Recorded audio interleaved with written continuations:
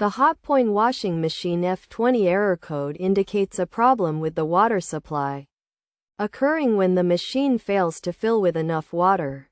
This issue can be caused by an inadequate water supply, which may be due to the water supply being switched off, clogged water filters, kinked or clogged inlets, or faulty pressure valves. Additionally, a simple glitch with the control module can also trigger the F20 error.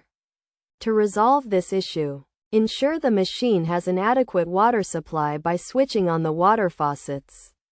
It is also essential to check and unclog the water filters by gently wiping them with a damp cloth, soaking, and scrubbing with a soft bristle brush and dish soap. Verify that the inlets are not clogged or kinked, and straighten or unclog them if necessary.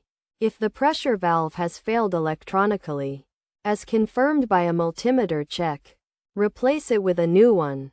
In some cases, the control board may be experiencing a glitch, which can be reset by pressing the pause or cancel button twice to initiate automatic water drainage, indicating the machine's attempt to clear the error code.